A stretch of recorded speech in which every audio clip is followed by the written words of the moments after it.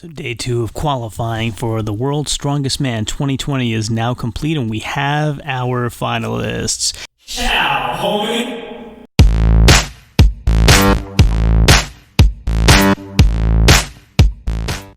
So I jumped on and watched the feed from the Facebook page for SBD World's Strongest Man 2020, and like as always, I'm having a hard time getting the full picture of information from them.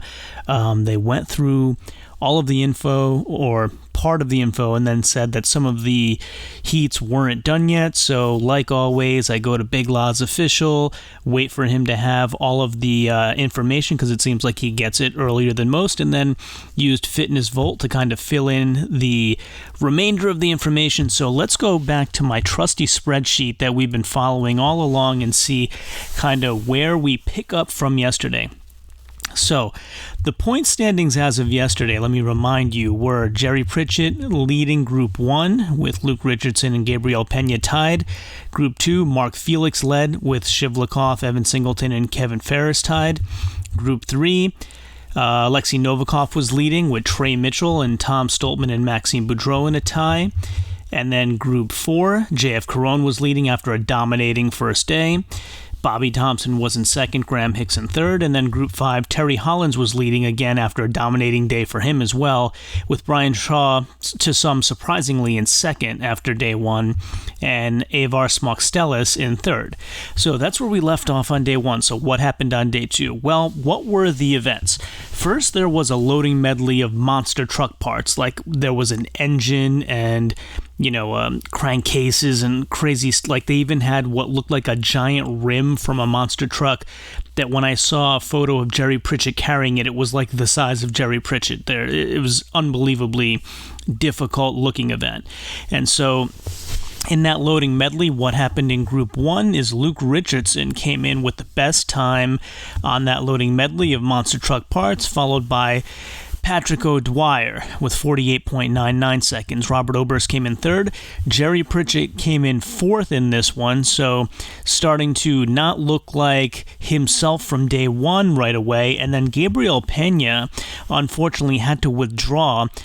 Fitness Volt has it listed as a potential heart issue of some kind that they rushed him to the hospital for. So our prayers go out to him. Hopefully it's nothing big and everything works out well for Gabriel Pena.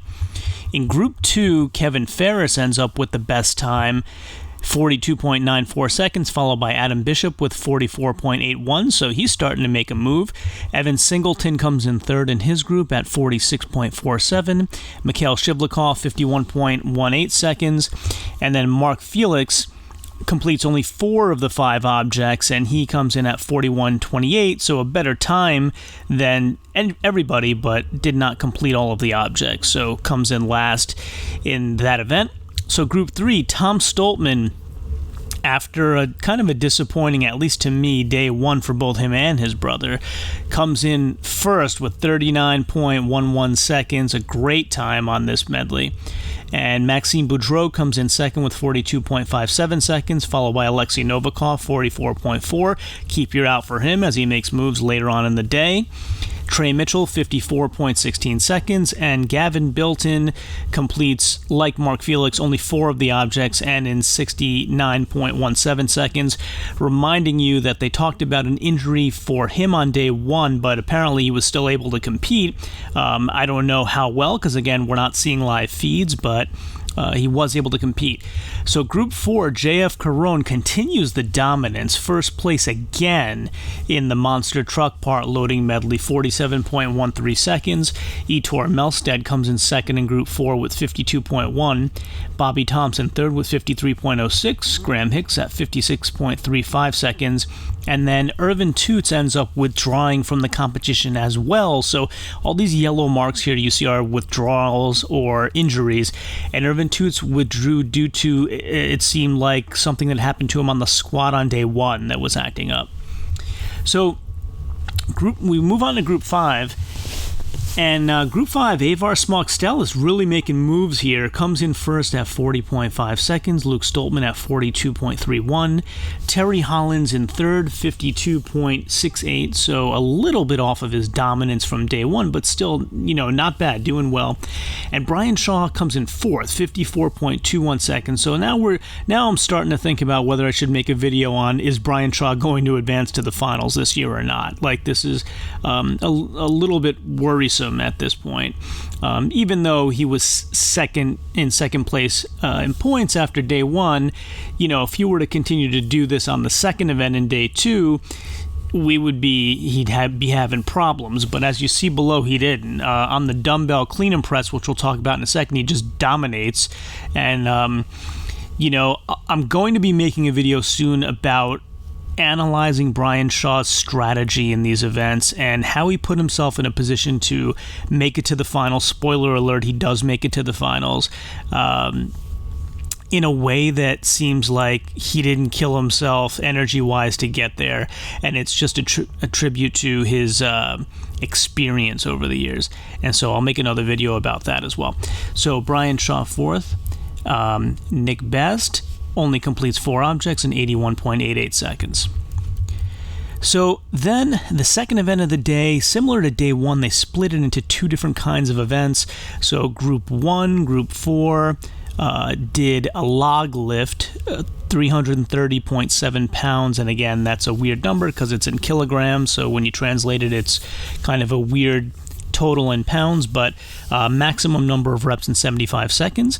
And then Groups 2, 3, and 5 did a dumbbell clean and press medley. So it was a double dumbbell lift, so 2 hands at one time, sets of increasing weight. So I think it was 3 or 4 sets of double dumbbells, and then at the end there was this, they called it a monster dumbbell, so it had a handle similar to like a Thomas inch, like a Coke can thickness handle on the bar, on the dumbbell. So it was the increasing double dumbbell sets and then that monster dumbbell for as many reps as you could do.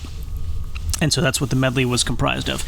So Group 1 in the log lift, Jerry Pritchett wins his group here and puts himself into the finals. So apologies again, Jerry, for not picking you to make the finals. I am a big fan. I thought your injuries would catch up with you again, but so happy to see you in the finals. I can't wait until this comes out in December where I can watch you on TV competing. This is going to be great. So Jerry Pritchett ends up with 9 reps. Luke Richardson also with 9. Robert Obrist with 8. And Pat O'Dwyer with 5. And so let's skip over to the Group 4, who also had the log lift, where Graham Hicks also does 9 reps. Etor Melstead with 6. JF Carone only did 1 because he only needed 1 to advance to the finals, and he also goes to the finals in the 2020 World's Strongest Man. So conserving his energy, knowing that 1 would get him there, and that's all he did. Bobby Thompson needed, I believe, 1 rep to make it into the stone off, like to make it guarantee himself second or third place so he could do the stone off, so also conserving his energy there. And we'll get into that in a little bit too, like what was supposed to be a last man standing stones, which is, one competitor picks up the Atlas stone, throws it over the barrier to the other competitor, who then picks it up and throws it over, and they keep going till one of them can't continue. That's what happened last year. They changed it kind of at the last minute here to a stone off, they called it, instead of last man standing stones, which is traditional Atlas stones, but 8 of them of increasing weights, rather than the 6 they're going to use in the final. So kind of a peculiar choice there, but that's what they ended up doing. So over to the dumbbell clean and press, Group 2, Shivlikov wins it with 6. Kevin Ferris 5 reps. Evan Singleton also 5 reps. And becomes another unfortunate victim of injury like some of these other guys. So he ends up withdrawing with what looks like a bicep tear. So Adam Bishop does 3 reps, Mark Felix 2. So Mark Felix, who started off really strong in day 1, led his group in points. Not doing well in day 2. I don't know if it's the age catching up with him and kind of not having that stamina, but whatever it is, he didn't do as well. Or maybe it's just these aren't his strong events.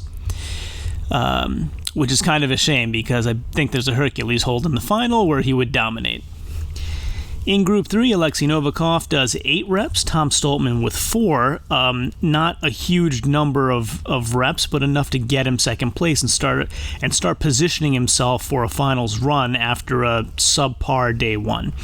Trey Mitchell with 3 reps, Maxime Boudreau with 3, and Gavin Bilton with 3. And then we go to Group 5, the kind of shining star group, because it has Brian Shaw in it. And as I mentioned, he dominates 9 reps, dumbbell overhead or circus dumbbells or anything like that is one of Brian Shaw's best events.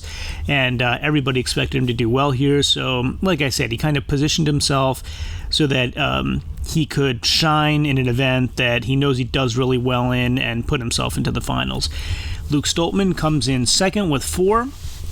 Avar Smokstelis with 3, and Terry Hollins with only 1. So he's starting to fade too at this point after an incredible day 1.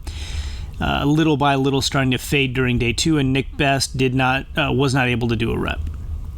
And then I did read that Nick Best had, I think it was a nerve issue in his back, but he didn't withdraw. He finished the competition. So we talked about what the point total was for day 1, and taking into consideration all of those performances we just looked at on top, we can look at the final points for day 2 and see who our finalists are. So we had Jerry Pritchett with 17 points. This dark green color means they won the group and automatically go through to the final. So Jerry Pritchett goes through. Kevin Ferris wins Group 2. Alexei Novikov wins Group 3 with 17 points. JF Caron wins Group 4 with 16.5 points. And Brian Shaw, who seemed like he might be in trouble early and looks like he was just playing possum the whole time, ends up winning his group with 15.5 points.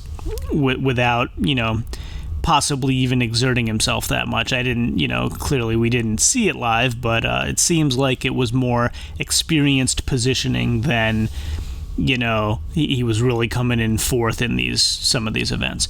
So then you have the second and third place guys having to go against each other in this Atlas stone off that I described earlier. And so Luke Richardson and Robert Oberst go against each other. And rumor has it Robert Oberst again with a bicep issue. So Luke Richardson wins that stone off, and Robert Oberst, seeming to injure his bicep in the process, is eliminated and does not make it to the finals. Group 2, we have 2 injuries. So Evan Singleton, we mentioned earlier, seems like he tore his bicep, and then Mikhail Shivlikov ends up going into the stone off with Adam Bishop and seems like he injures his bicep as well. And so Adam Bishop kind of gets, I don't want to call it a gift, but to a lot of onlookers, underperformed in this World's Strongest Man and ends up getting into the finals anyway because of circumstances, because of, doing well in the stone off and taking advantage of a situation. So Group 3, you had Tom Stoltman and Maxime Boudreau go at it in the stone off, and everybody knows that Tom Stoltman is probably the best Atlas stone lifter in the world, at least right now, if not of all time. I believe he has the record heaviest Atlas stone, recently breaking Brian Shaw's record. And then in Group 4, you had Bobby Thompson and Graham Hicks go at it in the stone off, and Graham Hicks beat him even though he was third. So, the third place competitor overtook the second place competitor in Group 4. Graham Hicks goes through to the finals. Bobby Thompson, who started off really well and performed very well actually throughout this competition, ends up not making the finals. And then Group 5, we had Terry Hollins and Avar Smokstelis go at it in the stone off, and Avar Smokstelis, who many of us had never heard of before, and guys like Big Laz and guys like Brian Shaw kept telling us this guy is a well-rounded athlete who's good at everything, proves his mettle and makes it through to the 2020 World's Strongest Man finals.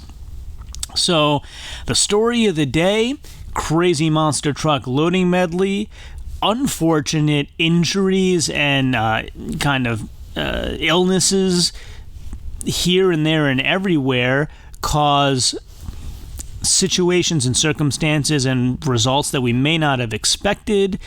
And Brian Shaw, who we all expected to go through the finals, finds a way to do it, and make it look easy or make it sound easy by third-party writing that we've all read since we haven't seen it live.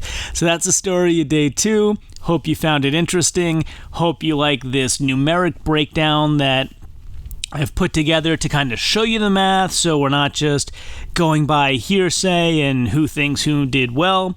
We'll do another video really soon again, like about, as I mentioned, Brian Shaw's strategy to position himself.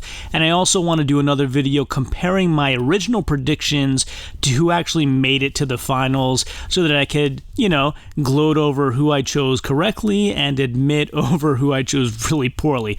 And real quick, those are Luke Stoltman. I had him number 3 on the podium, and he didn't make it to the finals. Jerry Pritchett, I really undersold. But I was right about Brian Shaw, and I was right about JF Caron. So we'll do detailed videos on those as well. Hope to see you there. Love to have you on all those videos, and thanks again for joining me. So if you like this video and haven't done so yet, please consider subscribing using that button right there. And also, stay tuned for some other videos that you might love blooping up right there. This one is the one that YouTube thinks that you will like the best, and this one is the one that I think you will like the best. As always, share this with everyone, and until next time, ciao, homie.